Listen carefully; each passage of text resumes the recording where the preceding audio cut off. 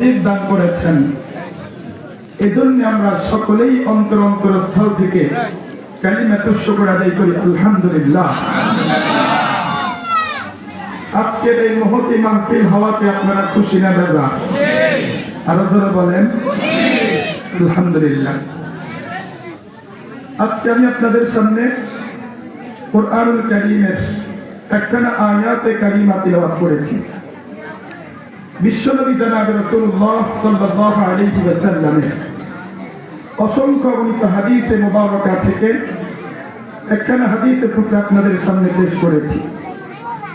রব্বে কারীম যে তৌফিক দান করেন, তাহলে এই আয়াত এবং হাদিসকে সামনে রেখে আপনাদের সামনে কিছু আলোচনা করব। ওয়া তাওফীক ইল্লা বিল্লাহ। আমি প্রথমে বলে নিচ্ছি, অত্যন্ত মনোযোগ সহকারে আলোচনা শোনার জন্য চেষ্টা করবো ইনশাআল্লাহ। আমলের নিয়ত আমরা শুনবো ইনশাআল্লাহ। আজকে আমি আপনাদের সামনে আলোচনা করব আল হুকুকুল মুতাআল্লিকাতু বিল কুরআনিল কারীম। কুরআনুল কারীমের সাথে সম্পর্কিত যে সমস্ত অধিকারগুলো রয়েছে সেগুলো নিয়ে আলোচনা করব ইনশাআল্লাহ।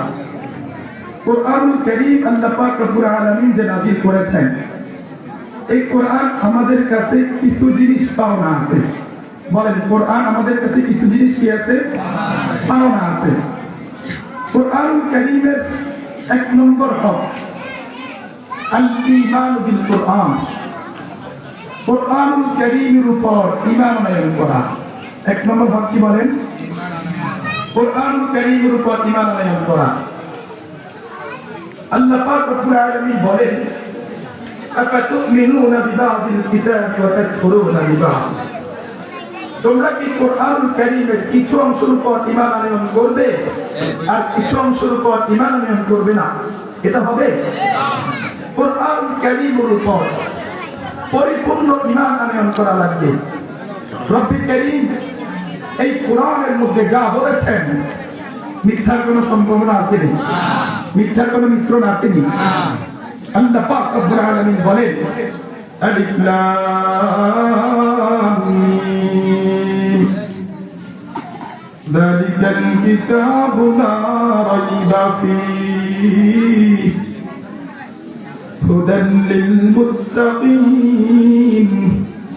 আল্লাহ পাক রব্বুল আলামিন বলেন, এটি এমন একটি কিতাব, এই কিতাবের মধ্যে কোনো ভুল নাই, কোনো মিস্টেক নাই, সন্দেহ করার কোনো সুযোগ নাই। কোন ব্যক্তি যদি বলে আমি কোরআনুল কারীমের উপর বিশ্বাস রাখি, তবে কোরআনুল কারীমের একটা হরফ আমি মানি না, কোরআনুল কারীমের একটা বিধান আমি মানি না, ওই ব্যক্তি মুসলিম থাকবে না, কাফের হয়ে যাবে।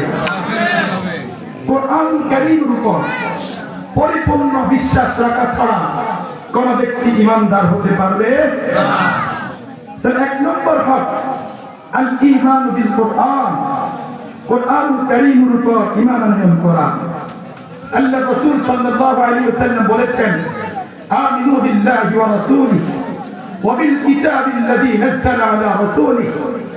আল্লাহ নবী জনাব রাসূলুল্লাহ সাল্লাল্লাহু আলাইহি ওয়াসাল্লাম বলেছেন, তোমরা আল্লাহর উপর ঈমান আনয়ন করো এবং তার রাসূলের উপর ঈমান আনয়ন করো। ওয়া বিল কিতাবিল্লাযী নাযালা আলা রাসূলিহি। রব্বে কারীম রাসূলের উপর যে কিতাব নাযিল করেছেন, এই কিতাবের উপর তোমরা ঈমান আনয়ন করো। কে বলেছেন?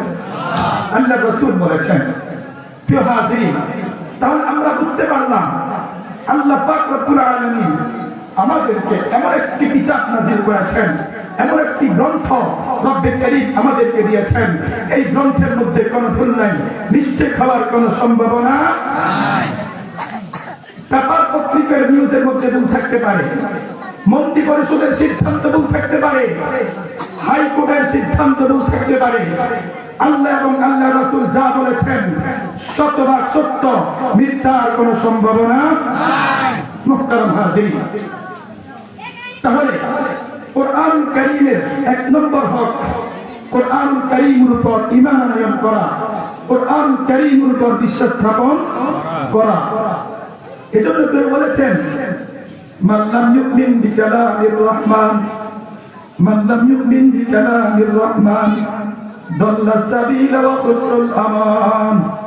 এজন্য কবি চমৎকার ভাষায় বলছেন, যে ব্যক্তি রহমানের কালামের উপর ঈমান আনয়ন করবে না, সে ক্ষতিগ্রস্ত হবে, সে গুমরাহ হবে, সে পথভ্রষ্ট হবে। এই জন্য মুহতারাম হাজিরিন, আল্লাহ পাক রব্বুল আলামিন বিশ্বনবী জনাব রাসূলুল্লাহ সাল্লাল্লাহু আলাইহি ওয়াসাল্লামকে আল্লাহ পাক রব্বুল আলামিন এই কোরআন যখন দান করেছেন, আল্লাহর নবী বিশ্বনবী জনাব রাসূলুল্লাহ সাল্লাল্লাহু আলাইহি ওয়াসাল্লাম যখন কোরআনুল কারীমের তেলাওয়াত করেন, যখন মানুষকে দাওয়াত তাবলীগের কাজ করতেছিল, মুহতারাম হাজিরিন, মক্কার মুশরিকরা তখন বলেছিল, মুহাম্মদ পাগল, মুহাম্মদ মজনুন, মুহাম্মদ জাদুঘর, তোমরা মুহাম্মাদের কাছে যাও না, মুহাম্মাদের কাছে তোমরা যাও না। মুহতারাম হাজিরিন, মক্কার মুশরিকরা, মক্কার লিডাররা যতই রাসূল করিম সাল্লাল্লাহু আলাইহি ওয়াসাল্লাম থেকে মানুষগুলোকে দূরে সরানোর জন্য চেষ্টা করেছে, মানুষ ততই মুহাম্মদুর রাসূলুল্লাহ সাল্লাল্লাহু আলাইহি ওয়াসাল্লামের প্রতি আকৃষ্ট হইয়া রাসূলের উপর ঈমান আনয়ন করেছে। এজন্য মুহতারাম হাজিরিন, কোরআনুল কারীমের এক নম্বর হক ঈমান আনয়ন করা। এক নম্বর হক কি বলেন? ঈমান আনয়ন করা। দুই নম্বর হক কোরআনুল কারীমের তেলাওয়াত করা, কোরআনুল কারীম শিক্ষা করা, কোরআনুল কারীমের বিশুদ্ধ তেলাওয়াত শিক্ষা করা। কোরআনুল কারীমের বিশুদ্ধ তেলাওয়াতের শিক্ষার প্রয়োজন আছে না নাই? আরো জোরে বলেন। আল্লাহর নবী বিশ্বনবী জনাব রাসূলুল্লাহ সাল্লাল্লাহু আলাইহি ওয়াসাল্লাম বলছেন, খায়রুকুম মান তাআল্লামাল কুরআন ওয়া আল্লামা। আল্লাহর নবী বিশ্বনবী জনাব রাসূলুল্লাহ সাল্লাল্লাহু আলাইহি ওয়াসাল্লাম বলেছেন, তোমাদের মধ্যে সর্বোত্তম ব্যক্তি হচ্ছে ওই ব্যক্তি যে ব্যক্তি কোরআন শিখে এবং যে ব্যক্তি কোরআন শিখায়। সুবহানাল্লাহ বলবেন না? এজন্য প্রত্যেক মুসলমানদের উপর বিশুদ্ধ তিলাওয়াত শিক্ষা করা ফরজ। ফরজ কি ফরজ না? আল্লাহ রাসূল বলেছেন, তালাবুল ইলমি ফরিদাতুন আলা কুল্লি মুসলিমিন। অন্যরা এটা আছে ওয়া মুসলিমা। আল্লাহর নবী বিশ্বনবী জনাব রাসূলুল্লাহ সাল্লাল্লাহু আলাইহি ওয়াসাল্লাম বলেছেন, প্রত্যেক মুসলমানের নরনারীর উপর ইলমে দ্বীন অর্জন করা ফরজ। ইলমে দ্বীন শিক্ষা করা কি ফরজ? যেই পরিমাণ ইলম অর্জন করা ছাড়া আপনার ব্যক্তিগত জীবন পরিচালনা করতে পারবেন না, সামাজিক জীবন পরিচালনা করতে পারবেন না, আপনার ব্যবসায়িক জীবন পরিচালনা করতে পারবেন না, সেই পরিমাণ ইলমে দ্বীন অর্জন করা প্রত্যেক মুসলমান নারীর উপর ফরজ। বিশুদ্ধ কোরআনুল কারীমের যদি তেলাওয়াত আপনি যদি না জানেন, আপনি নামাজ পড়বেন, আপনার নামাজ রব্বুল আলামিনের দরবারে কবুল হবে। আর যদি বলেন, যদি তেলাওয়াত যদি বিশুদ্ধ না হয়, আপনার নামাজ কি রব্বুল আলামিনের দরবারে কবুল হবে? মুহতারাম হাজিরিন, কোরআনুল কারীমের দ্বিতীয় নম্বর হক, কোরআনুল কারীমের বিশুদ্ধ তিলাওয়াত শিক্ষা করতে হবে। তিন নম্বর, আমি কোরআনুল কারীমের তিলাওয়াত শিখলাম, এখন নিয়মিত কোরআনুল কারীমের তিলাওয়াত করতে হবে। কোরআনুল কারীমের তিলাওয়াতের করলে আপনার প্রতি আরো জোরে বলেন। আল্লাহর নবী বিশ্বনবী জনাব রাসূলুল্লাহ সাল্লাল্লাহু আলাইহি ওয়াসাল্লাম বলেছেন, মান ক্বারাআ হারফান মিন কিতাবিল্লাহ ফালাহু বিহি হাসানাহ ওয়াল হাসানাতু বিআশরি আমসালিহা লা আকুলু আলিফ লাম মিম হারফুন বাল আলিফুন হারফুন ওয়া লামুন হারফুন ওয়া মিমুন হারফুন। আল্লাহর নবী বিশ্বনবী জনাব রাসূলুল্লাহ সাল্লাল্লাহু আলাইহি ওয়াসাল্লাম বলেছেন, যে ব্যক্তি কোরআন শরীফের একটা হরফ পড়বে, আল্লাহ পাক রব্বুল আলামিন তার আমলনামার মধ্যে কমপক্ষে 10টা নেকি লিখে দেবেন। বলেন সুবহানাল্লাহ। আল্লাহর নবী বলেছেন, আমি বলি না আলিফ লাম মিম একটি হরফ, বরং আমি বলি আলিফুন হারফুন ওয়া লামুন হারফুন ওয়া মিমুন হারফুন। আল্লাহর নবী বিশ্বনবী জনাব রাসূলুল্লাহ সাল্লাল্লাহু আলাইহি ওয়াসাল্লাম বলেছেন, আলিফ একটা হরফ, লাম একটা হরফ, মিম একটা হরফ। আল্লাহ পাকের কোন বান্দা বান্দি যদি শুধুই পড়ে আলিফ লাম মিম, সকলে একটু পড়েন আলিফ লাম মিম, পড়তে দেরি আমার আপনার আমলনামার মধ্যে 30টা নেকি উঠতে দেরি হবে। অন্য হাদিসের ভিতরে রাসূল করিম সাল্লাল্লাহু আলাইহি ওয়াসাল্লাম বলেছেন, ইন্নাল্লাহা ইয়ারফাউ বিহাদাল কিতাবি আকওয়ামা আল্লাহর নবী বিশ্বনবী জনাব রাসূলুল্লাহ সাল্লাল্লাহু আলাইহি ওয়াসাল্লাম বলেছেন এই কোরআনের মাধ্যমে আল্লাহ পাক রব্বুল আলামিন কোন কোন জাতিকে সম্মানিত করেন, আবার কোন কোন জাতিকে আল্লাহ তাআলা অসম্মানিত করেন।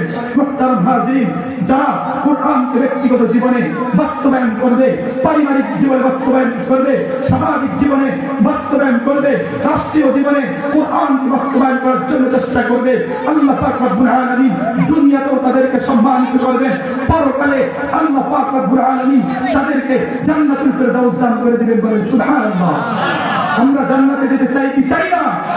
আওয়াজ দিয়ে বলেন, জান্নাতে যেতে চাই কি চাই না? এজন্য মুহতারাম হাজিরিন, কোরআন কারীমের তিলাওয়াত যে যত বেশি করবে রব্বুল আলামিনের সাথে সম্পর্ক তার তত গভীর হয়ে থাকবে, তার মর্যাদা রব্বুল আলামিনের কাছে তত বেশি বাড়তে থাকবে। বুঝে থাকলে বলেন, কোরআন কারীমের সাথে যখন 30 টাকা দামের কাপড়ের গজ যখন লেগে গেল, এই কাপড়ের মূল্য বাড়িয়ে দিয়েছেন কে? অল্প মূল্যে কাঠ যখন এই কোরআনের সাথে লাগলো, এই কাঠের মূল্য বাড়িয়ে দিয়েছেন কে? মুহতারাম হাজিরিন, আল্লাহ পাক রব্বুল আলামিন আমাদেরকে শ্রেষ্ঠ নবী দান করেছেন, আমরা সর্বশ্রেষ্ঠ উম্মত। আল্লাহ পাক রব্বুল আলামিন বলেছেন, ওয়ালাকাদ কাররামনা বনি আদম। রব্বুল আলামিন বলেন, বনি আদমকে আমি সম্মানিত করেছি। লাকাদ খালাকনাল ইনসানা ফি আহসানি তাকওয়িম।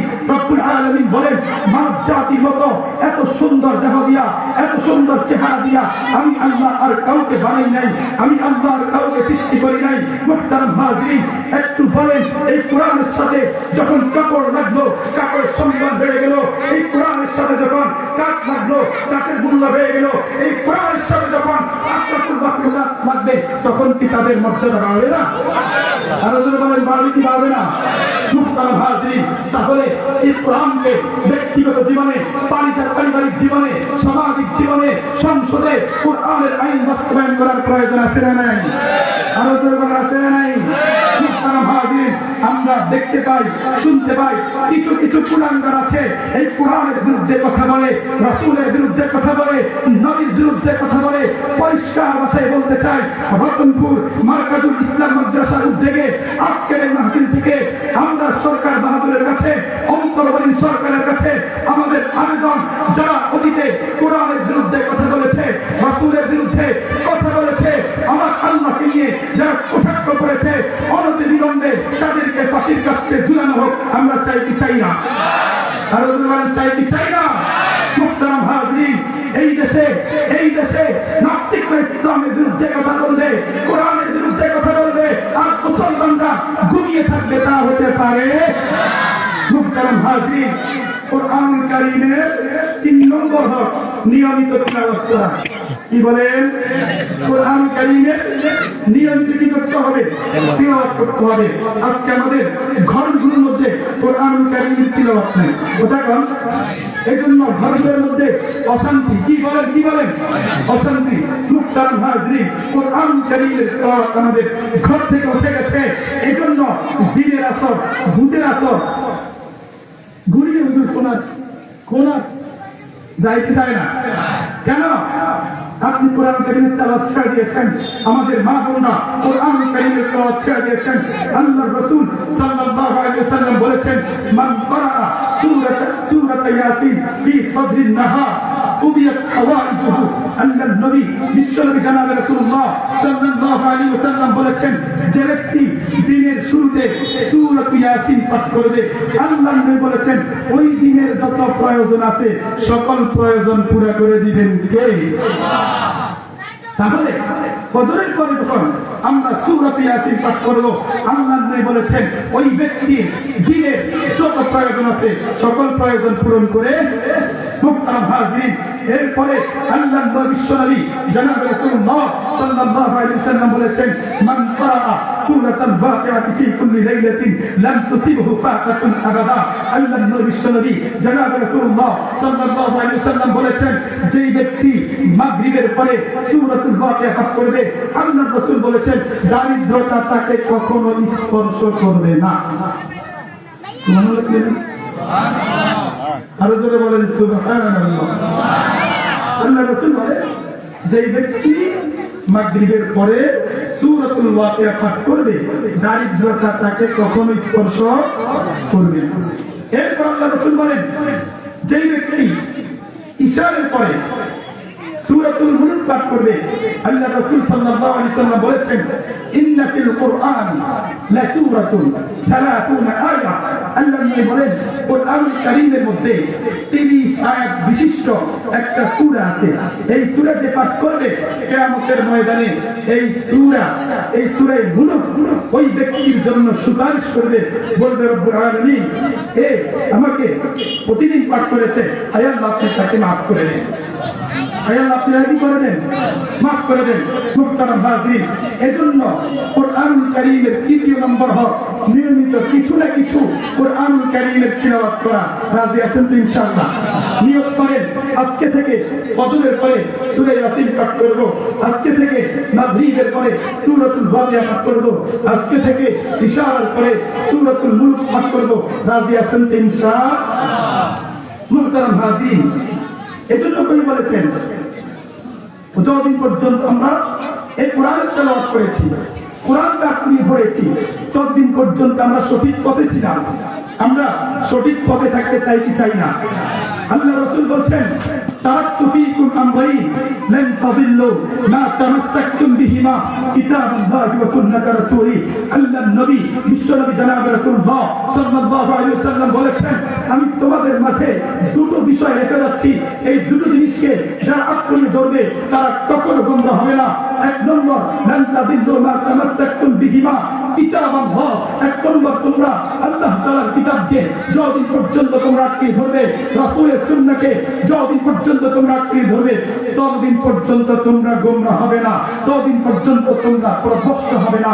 এজন্য মুহতারাম হাজিরিন, আজকে মুসলমান জাতি কোরআনকে ছেড়ে দিয়েছে, এজন্য আমরা পৃথিবীতে লাঞ্ছিত শিকার হচ্ছি। আওয়াজ দিয়ে আমার ঠিক না? এজন্য আল্লামা কবি ইকবাল রহমাতুল্লাহ আলাইহি বলেছেন, वो जमाना हम मुअज़्ज़ज़ थे हामिले कुरआन होकर, वो जमाना हम मुअज़्ज़ज़ थे हामिले कुरआन होकर, आज हम ज़लील खारो तारिके कुरआन होकर। তৎকালীন যুগে আমরা সম্মানিত ছিলাম, কেন? আমরা কোরআনকে আঁকড়ে ধরেছি।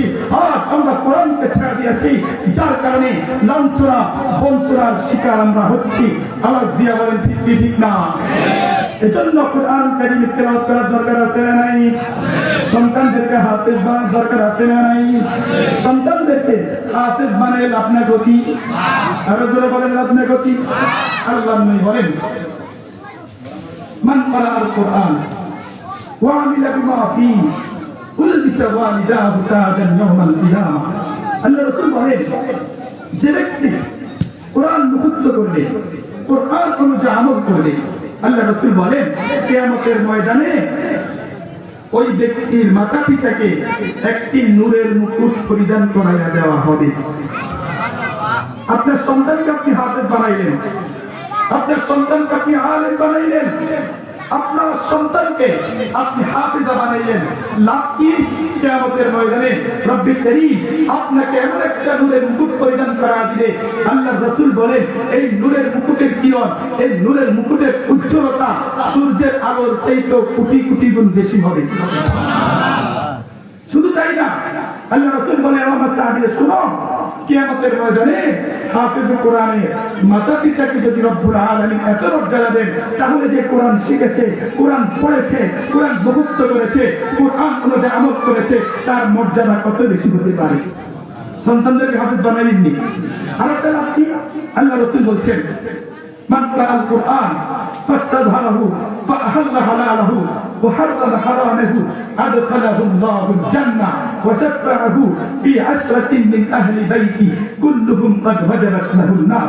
আল্লাহ নবী বলেন, যে ব্যক্তি কোরআন পড়লো, কোরআন মুখস্থ করলো, হালালকে হালাল জানলো, হারামকে হারাম জানলো, আল্লাহ নবী বলেন কিয়ামতের ময়দানে আল্লাহ পাক রব্বুল আলামিন তাকে জান্নাত দান করে দিবেন। এরপর আল্লাহ রাসূল বলেন, এমন 10 জনের জন্য হাফেজ কোরআন সুপারিশ করবে, যে 10 জনের জন্য জাহান্নাম অবধারিত। আত্মীয় স্বজনের মধ্যে 10 জন কোথায় গেছে? কথা কয় না, জাহান্নামে গেছে। কোথায় গেছে? জাহান্নামে গেছে। কিয়ামতের ময়দানে হাফেজ কোরআন বলবে, ওগো বাড়ি, আমার বাবা তো জাহান্নামে হয়ে গেছে, আমার মা তো জাহান্নামে চলে গেছে, ওগো মালিক তাদেরকে যতক্ষণ পর্যন্ত আপনি জান্নাতে না দিবেন আমি জান্নাতে যাব না। রব্বে কারীম হাফেজ কোরআনে 10 জনের ব্যাপারে সুপারিশ করবে, এই 10 জনেরকে আল্লাহ তাআলা জাহান্নাম থেকে উঠাইয়া জান্নাতুল ফেরদাউসের মালিক বানায়া দেবে। সুবহানাল্লাহ। তো সবাই বলেন না সুবহানাল্লাহ? বললে মনে হয় লস। আর জোরে গান। আল্লাহ রাসূল বলেন সুবহানাল্লাহ আযম মিন উহুদ, আলহামদুলিল্লাহ আযম মিন উহুদ, আল্লাহু আকবার আযম মিন উহুদ, লা ইলাহা ইল্লাল্লাহ আযম মিন উহুদ। আল্লাহ বলেন সুবহানাল্লাহ, এটার সওয়াব কত? উহুদ পাহাড় পরিমাণ সওয়াব রব্বে কারীম দান করে দিয়েছে। আপনি বললেন আলহামদুলিল্লাহ, উহুদ পাহাড় পরিমাণ সওয়াব দান করে দিবেন কে? আপনি বললেন আল্লাহু আকবার, উহুদ পাহাড় পরিমাণ সওয়াব দান করে দিবেন কে? আপনি বললেন আল্লাহু আকবার লা ইলাহা ইল্লাল্লাহ, উহুদ পাহাড় পরিমাণ সওয়াব দান করে দিবেন কে? তাহলে সুবহানাল্লাহ বললেন আপনার ক্ষতি। আর হাদিসের ভিতরে আল্লাহ রাসূল বলেন যে ব্যক্তি প্রতিদিন 100 বার পড়বে সুবহানাল্লাহ, আল্লাহ রাসূল বলেছেন 100 দিন আরবি গোলাম আজাদ করলে যে পরিমাণ সওয়াব, এই পরিমাণ সওয়াব তার আমলনামার মধ্যে লিখে দিবে। আল্লাহ রাসূল বলেন যে ব্যক্তি 100 বার পড়বে আলহামদুলিল্লাহ, কি পড়বে বলেন? আলহামদুলিল্লাহ। আল্লাহ রাসূল সাল্লাল্লাহু আলাইহি ওয়াসাল্লাম বলেছেন 100 ঘোড়া তার আসবাব সহ লাগাম সহ আল্লাহর রাস্তায় দান করে দিলে জিহাদের জন্য যেই পরিমাণ সওয়াব, এই পরিমাণ সওয়াব রব্বে কারীম তার আমলনামার মধ্যে লিখে দিবে।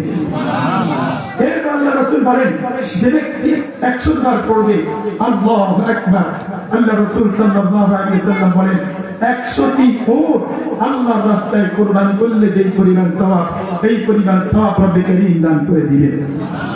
এরপর আল্লাহ রাসূল বলেন যে ব্যক্তি 100 বার পড়বে লা ইলাহা ইল্লাল্লাহ, লা ইলাহা ইল্লাল্লাহ, আল্লাহ রাসূল বলেন আসমান এবং জমিনের মধ্যবর্তী যে জায়গা আছে এই জায়গা আল্লাহ তাআলা নেক দিয়া পরিপূর্ণ করে দিবেন। তাহলে আজকের মাহফিল থেকে আমাদেরকে কিছু নিতে হবে কি হবে না? বলেন, নিয়তটা হিম্মত করেন।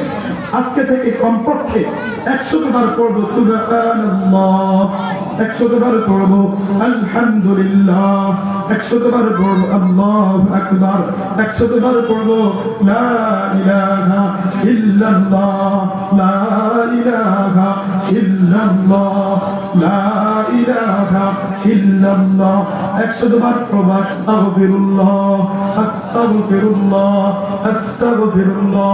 আল্লাহ নবী সাল্লাল্লাহু জনাবে রাসূলুল্লাহ সাল্লাল্লাহু আলাইহি ওয়াসাল্লাম বলেন মান ক্বালা আস্তাগফিরুল্লাহাল আযীম আল্লাযী লা ইলাহা ইল্লা হুয়াল হাইয়ুল কাইয়্যুম ওয়া আতুবু ইলাইহি গুফিরা লাহু যুনুবুহু। আল্লাহ নবী সাল্লাল্লাহু জনাবে রাসূলুল্লাহ সাল্লাল্লাহু আলাইহি ওয়াসাল্লাম বলেন যে ব্যক্তি এই ইস্তিগফারকে 3 বার পড়বে আল্লাহ পাক রব্বুল আলামিন তার জীবনের সমস্ত গুনাহগুলো মাফ করে দিবে। এইজন্য মুহতারাম হাজিরিন, আমরা সকলে নগদে হাদিসের উপর আমল করি। আস্তাগফিরুল্লাহাল আযীম আল্লাযী লা ইলাহা ইল্লা হুয়াল হাইয়ুল কাইয়্যুম ওয়া আতুবু ইলাইহি। সকলেই পড়েন আস্তাগফিরুল্লাহাল আযীম আল্লাযী লা ইলাহা ইল্লা হুয়াল হাইয়ুল কাইয়্যুম ওয়া আতুবু ইলাইহি। আস্তাগফিরুল্লাহাল আযীম আল্লাযী লা ইলাহা ইল্লা হুয়াল হাইয়ুল কাইয়্যুম ওয়া আতুবু ইলাইহি। আল্লাহ নবী জনাব রাসূলুল্লাহ সাল্লাল্লাহু আলাইহি ওয়াসাল্লাম বলেছেন যে ব্যক্তি এই ইস্তিগফারকে 3 বার করবে আল্লাহ পাক রব্বুল আলামিন তার জীবনের সমস্ত গুনাহগুলো মাফ করে দিবেন। মুহতারাম হাজিরিন, আমার আপনার নবী জনাব রাসূলুল্লাহ সাল্লাল্লাহু আলাইহি ওয়াসাল্লামের তিনার কোনো গুনাহ ছিল না। আল্লাহ পাক রব্বুল আলামিন সমস্ত নবীকে মাসুম বানাইছেন। তারপরও হাদিসের মধ্যে আসছে আল্লাহ রাসূল সাল্লাল্লাহু আলাইহি ওয়াসাল্লাম কমপক্ষে দৈনিক 70 থেকে 100 বার ইস্তিগফার তওবা করতেন। ও আমার যুবক ভাই, আমার তরুণ ভাইরা, বড় দুঃখ এবং পরিতাপের বিষয়, আজকে আমরা গুনার মধ্যে লিপ্ত, কিন্তু আমরা ইস্তেগফার করি না। আল্লাহর নবী বিশ্বনবী জনাব রাসূলুল্লাহ সাল্লাল্লাহু আলাইহি ওয়াসাল্লাম বলেন, মান ক্বালা আল্লাহু আকবার মান লাযিমাল ইস্তিগফার জাআলাল্লাহু লাহু লাযিমাল ইস্তিগফার। যে ব্যক্তি ইস্তিগফারকে লাযিম করে নেবে, ইস্তিগফারকে আবশ্যক করে নেবে, হাঁটতে হাঁটতে পড়বে আস্তাগফিরুল্লাহ। সকলেই পড়েন না আস্তাগফিরুল্লাহ। ব্যবসা বাণিজ্য করতে করতে বলবে আস্তাগফিরুল্লাহ, আস্তাগফিরুল্লাহ। ভাত রান্না করতে করতে বলবে আস্তাগফিরুল্লাহ। এবং তার যত দুশ্চিন্তা আছে, তার যত পেরেশানি আছে, আল্লাহ পাক রব্বুল আলামিন তার পেরেশানি দূর করে দিবেন। ওয়ারাযাকাহুল্লাহু মিন হাইসু লা ইয়াহতাসিব। এবং আল্লাহ পাক রব্বুল আলামিন ইস্তিগফারের কারণে প্রত্যেকে আল্লাহ পাক রব্বুল আলামিন রিজিকের ব্যবস্থা করবেন, আপনি কল্পনাও করতে পারবেন না। ধারণাতীত রিজিক ব্যবস্থা করে দিবেন কে? তাহলে যে ব্যক্তি ইস্তিগফার বেশি বেশি করবে, এক নম্বর আল্লাহ পাক রব্বুল আলামিন তার যত সংকট আছে সকল সংকট রব্বুল আলামিন দূর করে দিবেন। দুই নম্বর তার পেরেশানি দূর করে দিবে, দুশ্চিন্তা দূর করে দিবে। তিন নম্বর ওয়ারাযাকাহুল্লাহু মিন হাইসু লা ইয়াহতাসিব।